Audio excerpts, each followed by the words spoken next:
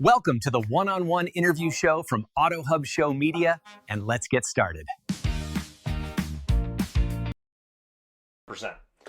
Good afternoon, good morning, good evening, depending on when you're watching this. And this is not the live show, even though it seems like it is. This is actually the one-on-one interview show.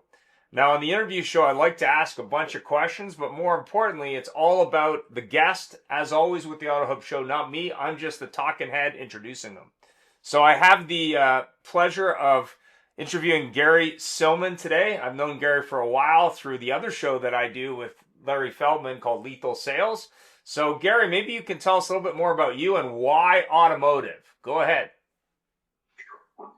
Well, automotive, I would say F&I more so has been in my blood. Okay. I go back and I say that I've been still banging around. I've been around the auto industry now for 40 years. Wow. And yeah, I say it too. I go, wow. So I go back to the 80s when I learned how to sell cars. So that's where I started. But for all intensive purposes, I had my trials and learning the business in the 80s and the 90s. But in the mid 90s, I had the opportunity to go work for an organization called Herb Chambers. Yeah, very familiar. And yeah, Herb Chambers, they just sold. And so Herb had some stores in the Hartford market, and I became F&I. But I learned how a big organization works. You know, and it's about numbers, and it's about selling cars. And so I think my passion for F&I became at Herb Chambers because. So how many stores was Herb Chambers at that time? We had like around 40. He had stores, and we were, there'll be some legacy stories that may come out, but we were the bad boys of Hartford, Connecticut. Right. And, you know, we had Hyundai, Mitsubishi, and Mazda, but he had a bunch of stores in Boston. So, and then he had a bunch of Honda stores, and Herb would have actually a Saturday morning breakfast meeting in Boston, where everybody was kind of required to be there. 7 o'clock breakfast meeting where, you know, you had top salesmen, you had such a community of being successful. We just bought in on, we wanted to be one of the leading people in F&I because we wanted to win. We were, you know, it was putting numbers up and winning contests, and we were having some fun back there. That was in the 90s. Yeah, I actually worked for Nissan Infiniti Canada. I actually managed all of Western Canada, and one of my responsibilities under my wheelhouse was training finance and insurance offices managers and their managers on how to present menus, but more importantly, how to sell Nissan branded products, because I work for Nissan Infiniti. And the thing that really surprised me, even to this day, and this was almost 10 years ago now, I guess, was the fact that a lot of F&I managers, even though they had training from multiple product providers in the Canadian, and I'm sure in the US market, they really didn't know how to present the product in such a way that the customer made it easy for the customer to buy the product. They were doing too much selling. They were selling the benefit as to why, and they were doing step selling in some cases, but they weren't really listening to what the customer might want to buy and providing options. And to me, that's what was a game changer when I not only learned how to do that, but also learned how to present and certify people on how to do that. And the results spoke for themselves. There's a group here in Western Canada called Go Automotive that now has a bunch of stores in the US. They were always the most successful group in the Western Canada presenting and selling finance products. And the reason is they actually had changed the role of a finance manager. The finance manager was called a producer at that store, not a finance manager. And they had a manager who actually would work the finance side of the car deal, much like the front end of a car deal would be traditionally in a car dealership with a tower operator or a sales manager. And it was really interesting how they did it, because the other dealers in the market that were their competition with the same brand would always complain that we were making it easier for them to sell more products. And we say, no, they just put in the work. I don't know what you guys are doing, but they're putting in the work, and the numbers speak for themselves. Well, you said a lot that really, I go back where when I was working for Universal Underwriters, which became Zurich, we were responsible for training the F&I guys. We were responsible to having F&I seminars every quarter where we would get fresh rookies and things like that.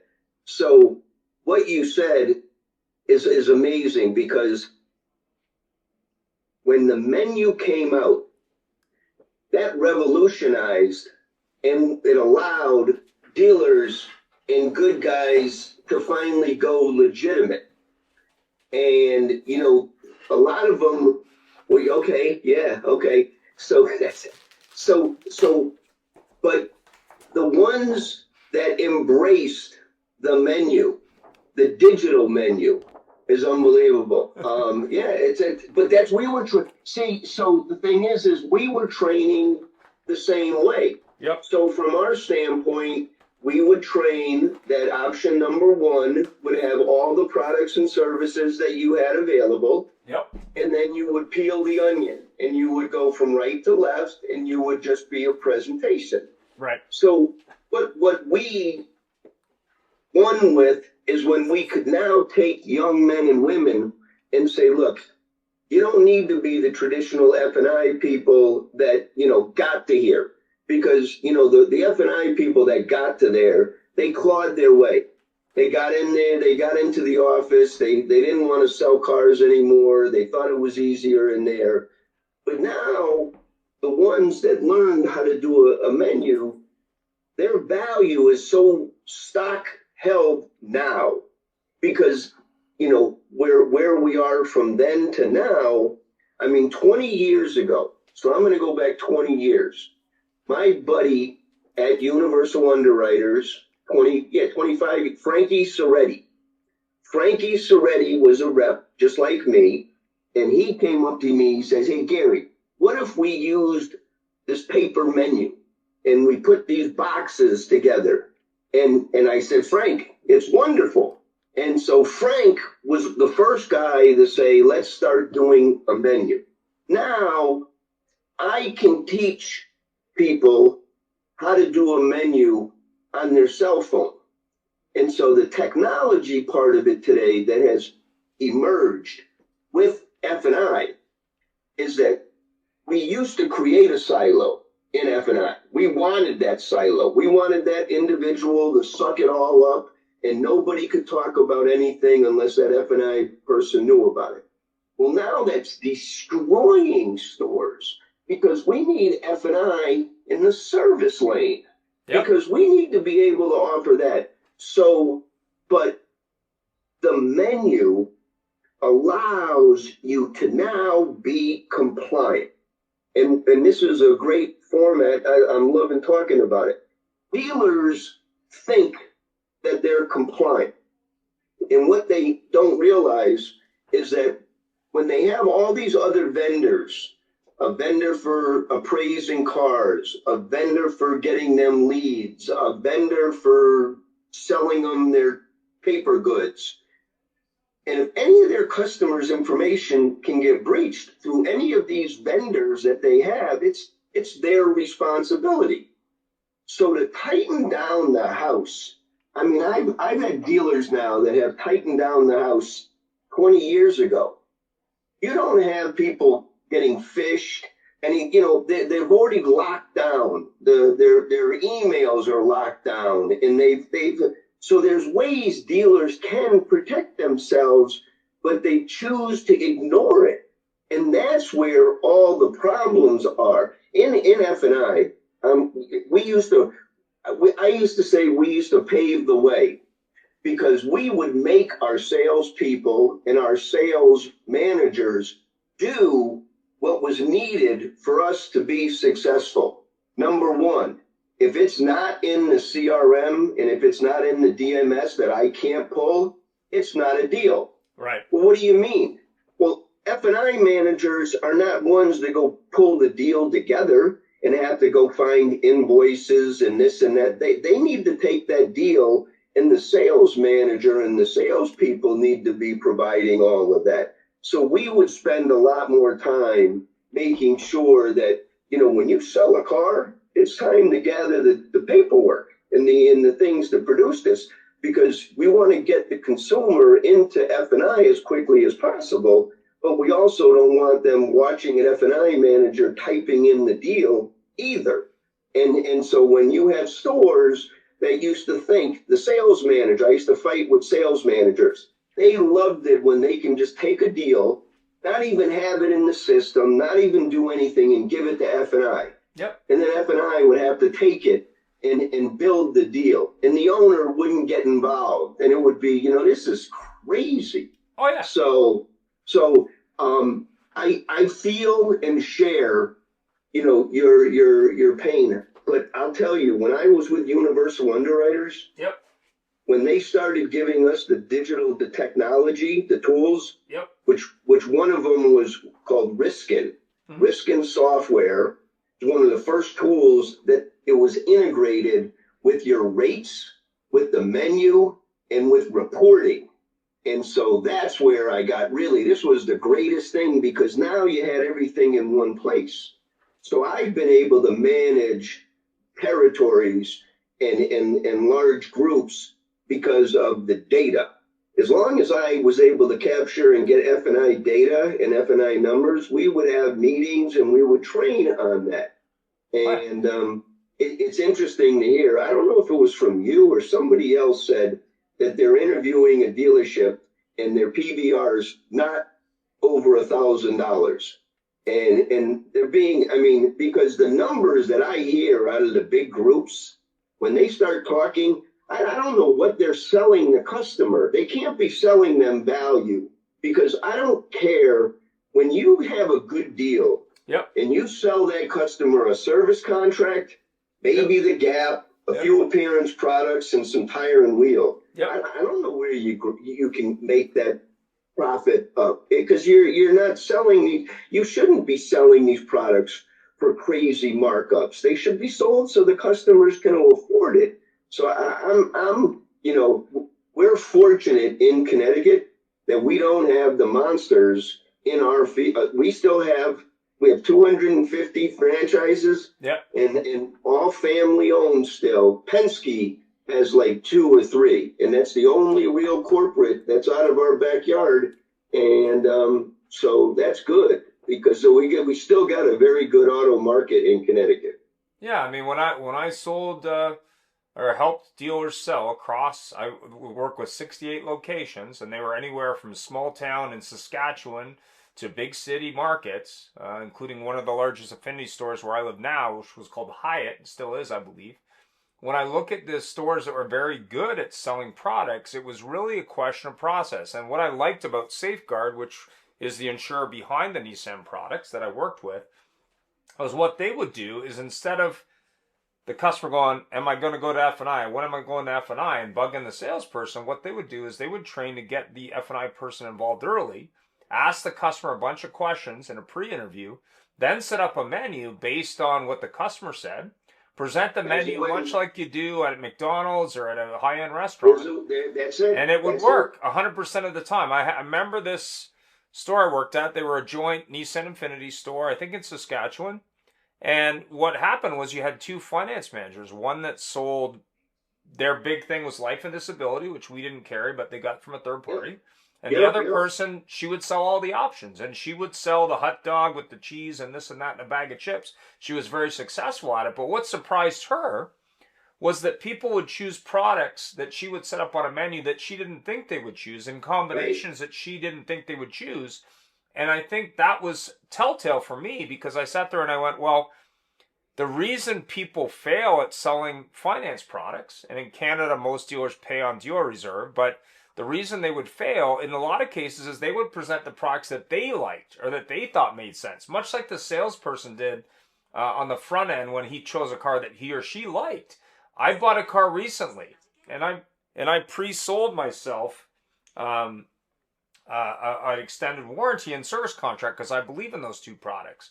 And then I rolled into the finance manager's office after I bought the car, and they said, well, you know, the sales manager undersold these products and sold them for less than I would. I said, you're in the same building, dude. He's like right out there. Like, you didn't have to do anything but complete the paperwork. But yet you're choosing to battle me on the price of a product. So he got a free, you know, yeah. So your buddy gave you a reasonable price on the products and you bought it. Yeah. And the F&I manager, unfortunately, we created monsters. Yeah. For the last 20 years, you know, we created them. You know, we built them up on pedestals, and they're monsters. You know, absolutely. because they were taught to be very territorial. Yep. Myself included. I mean, you know, when I was doing F&I in the 90s, and then when I was, you know, out as a product provider in the 2000s, I mean, it's aggressive. I mean, it's a hostile marketplace. Yep. I mean, and at least it's gotten a lot smoother. I mean, everyone's kind of settled into what they are, but you can easily tell who the winners are and who the rest of them are. I mean, because dealerships, I mean, I've been walking into the greater Hartford dealerships now, and I was out today visiting them today. Yep. But for the last 40 years, and you know which ones are the good ones and which ones aren't. Yep. And boy, there's a lot of work ahead for some, but some groups have done a tremendous job. There's you know, a few in the markets, and now they just have to pick up their visibility now. Now they have to learn all the things that I'm learning with you guys. Mm-hmm. I mean, the AI and the digital marketing. I mean, the way that they marketed, you know, in the past, we laughed. The Hartford Courant is a very old known newspaper. Yeah. And they had an auto section, and in the 90s we would all fight for space on that auto section and spend crazy money. And so now with all these digital tools that are out there, I mean, they can capture their 20-mile radius now again with new techniques, and then having the AI do a lot of the heavy lifting. So it's getting the old school mentality out. Yep. But what's really good is I do see a lot of dealers, the owners, the families, their children are in the marketing end. Yep. So their children, they may have sent them to school. So those are the people that I'm looking to speak to, because we can talk.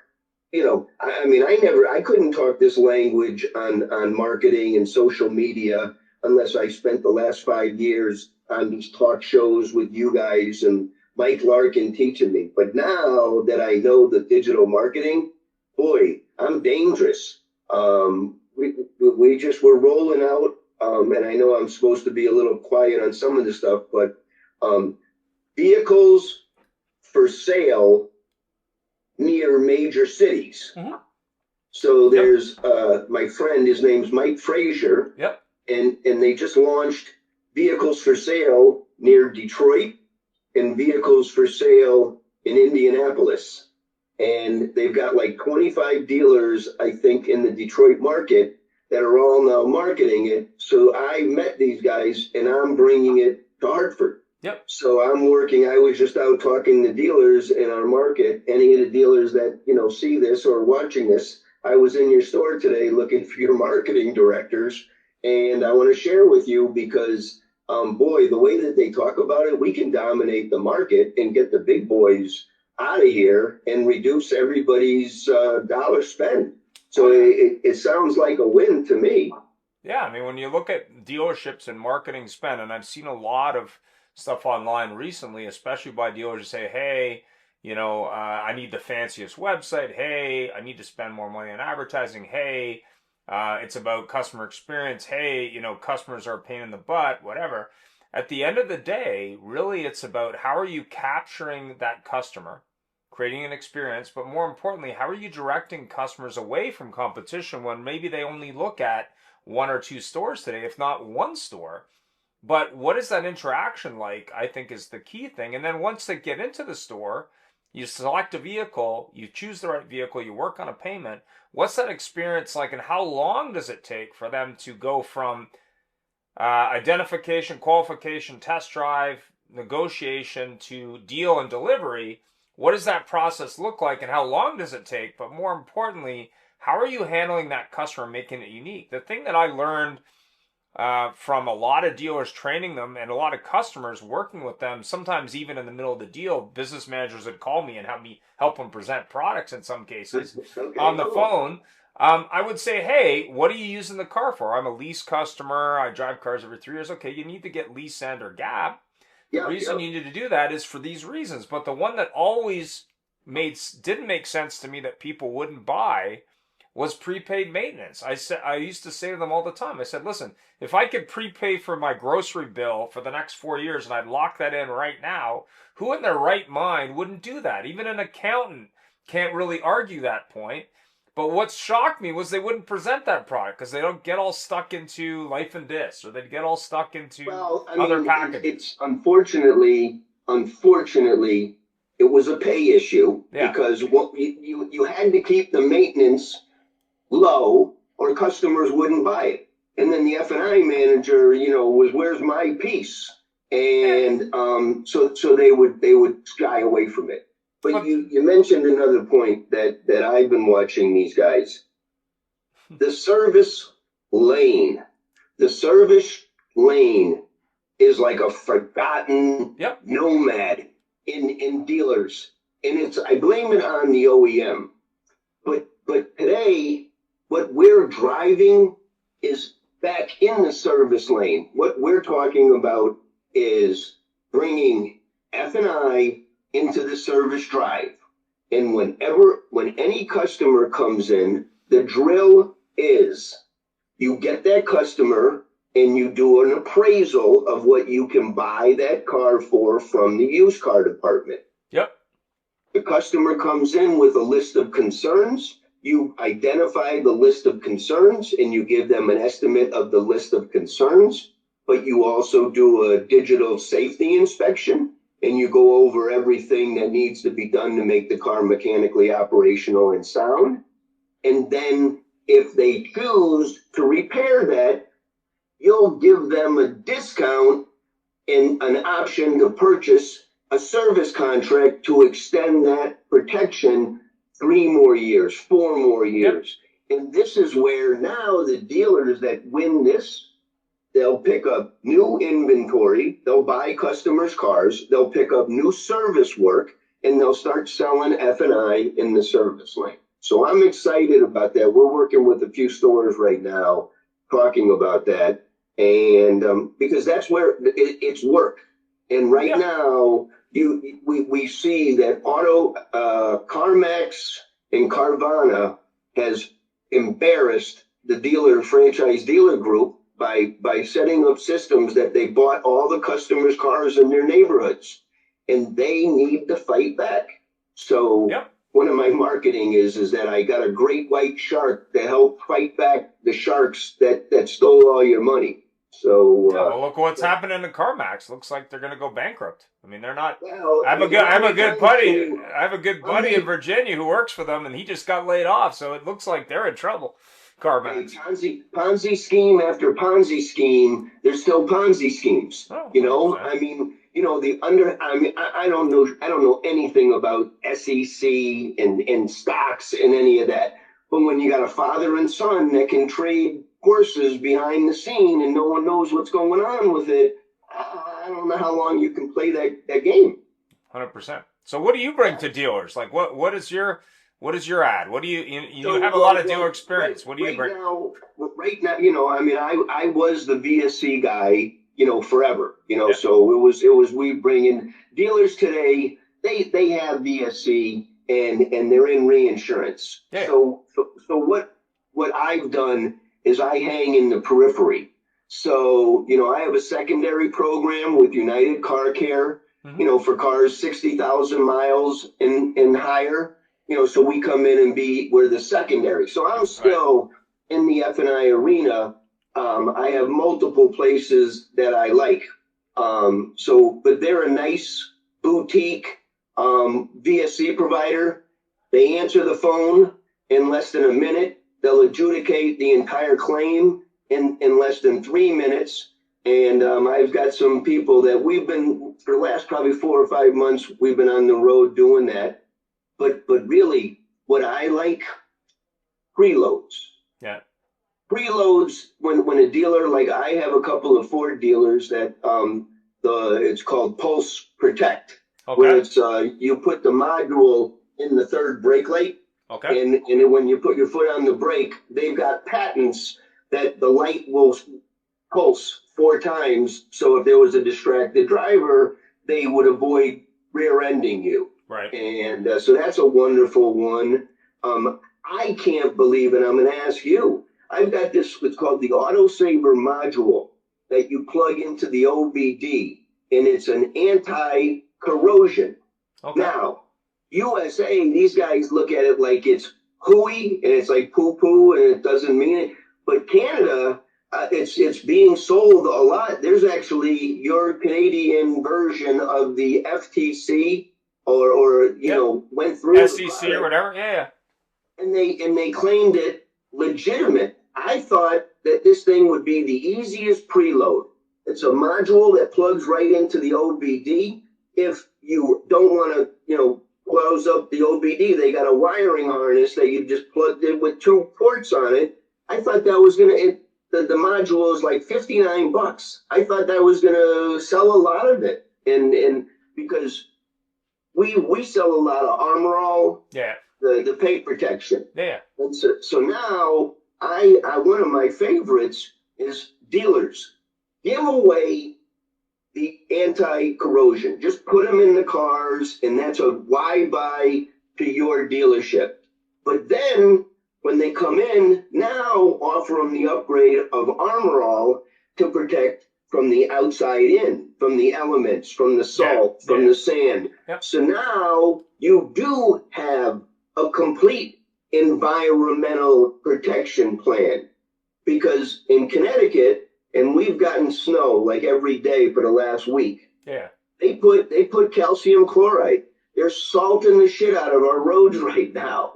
And that salt sits on the car, and that starts the process. You know, it elevates the process because it's a corrosive. So, you know, but I like helping dealers build their own why buy here brand, you know, and today, but what I really like today is where we used to train the salespeople how to do things. The salespeople need to be the heroes in the dealerships today. And, you know, I mean, some of these people that we hang around with that are so bright in what they do, the dealership needs their people with visibility, because customers want to still buy from people they like. And by people they like, they can be shown on social media doing things that they are family, an enthusiast. And so the video content, you know, I love your product that you and Joel, with vid calls. Yep. I think it's a winner, because now the dealer can just, you know, who answers the phone? Now you're on a live call. You're not, your questions are being answered. And dealers just want to be wowed. I mean, customers want to be wowed, but dealers who empower their people, man, that guy Rush Flips Whips and some of these other guys, they're showing, they're doing it, and they're showing the results. And that's where now with social media and digital marketing, now you can see it. And now it's not, you know, well, just trust us, it'll happen. 100%. You know, and so dealers can stop getting ripped off. Because can you imagine, I mean, you've talked about it. There's been so many duds that OEM brings in and forces them to use. And they bitch about it. And then finally, everything that the dealer's been bitching about, they terminated them. It was like, well, shouldn't you have done that research before you shoved it down your OEM's throats? Yep. You know, so everyone thinks that because they're OEM, they don't make mistakes. Jesus, they make more goddamn mistakes than anything. And everyone else has to patch up. You know, you've got dealers calling them and saying, no, you're doing this incorrect. You need to do it this way. And then they finally say, oh, you know, you were right all along. Like, oh, yeah. When you look at undercoating and what was, I think is called corrosion modules, which are very popular, very popular. There's a few big groups. Yeah. This one's a simple one. It's called the Auto Saver. Pretty cool. Yeah. So back 26 years ago when I sold cars, and I sold them in the Canadian market. So the Canadian market, for those who aren't familiar, there is snow. There wasn't as much in the market I was in, but it's pretty common throughout Canada to have a lot of snow and ice. And when there's snow and ice in most markets, they use a lot of salt, which can eat metal, as we know, and rust. In Alberta, there isn't as much salt. There's more stones, which cause other issues. And there's hail, which cause other issues. But essentially, the two products that are dominant in the market are the anti-corrosion modules, which supposedly charge the metal to repulse that. That's my understanding. That's the engineering, or that's the way they show videos now, which an amp meter that it'll milliamp that it'll show that it's got 2.5 milliamp of current going through the metal. So that's one of them, and then the other one that virtually every dealer was doing or offering was undercoating. The dealer I worked at, they had their own guy who just did that as part of one of their facilities. Now, in terms of from a manufacturer's point of view, not to beat up the manufacturers, but when I worked for Nissan, they were against both modules because they said, hey, we have a rust and corrosion warranty. That's not to say that the dealers would stop selling those products. They wouldn't. Right. But there is some additional benefits to the undercoating from a sound deadening point of view. And now the corrosion module, I think it'd be a great dealer ad because unlike products like Etch, to pick another product, or chemical etching or anti-theft programs, the advantage to corrosion module, especially in the market I'm in, is it's like you have this problem. Clearly, you want coverage, right? In Connecticut, like right now, we've had some mild winters. It's not as bad, but I mean, as soon as it gets close to 30, I mean, they're throwing calcium chloride all over the roads for ice, and you see these trucks, they're rotting out, but I think it's a wonderful why buy here. Yeah. You're addressing the situation. You don't need to sell them anything on that. You sell them the upgrade. You sell them the paint and those are the ways. And so but yeah, and our cars get trashed in Connecticut. If you're not the car washes are busy all through the winter. Yep. Everybody's got that stuff crawling up on the paint. Yep.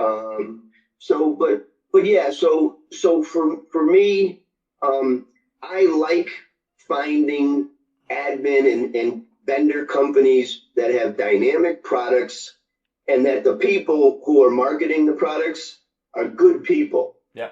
And so there's a wonderful collaboration that we've started, with Mike Larkin. Mike Larkin, he wanted me to sit on these clubhouses. Yeah. And I started at the beginning, like 5 years ago. But after sitting there and listening to some people have the mic and just, I would want to kill myself. It's like, I can't listen to this person. I can't believe this. It's like, please, remember the Gong Show? It was like, where's the Gong Show? So but through Mike, he introduced me to Larry, and then we've hit it off. Larry comes to Connecticut, and so now we've met Harry and Rhonda, and we're all working. So it's nice. It's winter here. Usually January's terrible. I'm busy now. So it's great. I'm putting some independent stores on where we're teaching them. I'm putting in menus, and we're like, look it's $100 a month. We put in the menu and we train you on the menu. We'll start with 3 products. We'll do service contract, gap, and maybe an anti-theft. Right. Maybe we'll do a bundle. Maybe we'll do a little prepaid maintenance. And, but let's digitize. Let's get where you can get your leads coming in on your cell phones. You can communicate make you guys tight, and Vision Menu is one of my menu providers, and they've got such cool tools. I think it's like for $200 a month, they have a remote feature where you can email or text to the customer's cell phone or their, and it's a presentation. I mean, it'll do the menu, and then from there, even further, is now you can ink it. They sign and they verify who they are. So these are tools that I'm bringing the stores that they should have been in stores 20 years ago, but now that they know that they got to be tighter, they're paying more attention to it. So, but I certainly don't have enough business that I would love to talk to any dealer that would like to talk about this. A lot of stuff can be deployed right from conference calls. You do it all the time. I mean, I can come in, for me, I can drive to any dealer group in New England. It's within 4 hours. Yeah. But in Connecticut, I can be anywhere in an hour pretty much. You go down to Danbury, or you go into Stamford, it may take an hour and a half. Right. But, sitting in my office with my video conference with everything, you can accomplish. You get the smart people on the other side to present, make sure the dealer and they have all their people there, and I love it. I mean, that's the way it is. And I just want to help dealers. 100%. I mean, for many years, dealers, and they still today, they don't understand. They take me as that I'm trying to dictate how they are running their business. And it's just passion of trying to win the conversation, that we've been through it, we understand it, and that we shouldn't be arguing. We should be collaborating and working together, not trying to, win an argument. And so I like to put all those days behind me, and that any dealer that wants any help, I mean, we're going into the tax season right now. They need to have the right inventory. They get their lead sources. They talk about there's higher refunds. People are going to get more money in their pocket. So tax return stimulates a lot of business. And so I'm looking forward to a nice February, and all good. Well, thanks very much for taking the time today. If you want more information about Gary and what he operates, it will be in the description below, or you can reach out to me at the Auto Hub Show. I appreciate you taking all the time today. And of course, if you are looking for help, whether you're an independent store, whether you're a franchise dealer, if you're in the Northeast and around the Connecticut area, Gary would be happy to come and visit, whether it's virtually or in person. And of course, I always like to bring donuts. That's always a crowd pleaser at car dealerships. And have yourself a great week. I'm sure we'll see you at NADA in February. And if you have questions about Gary, reach out to the Auto Hub Show. Stay tuned for our new website launching soon. Have a great day. Thanks for watching. Thank you for helping the industry get better today live.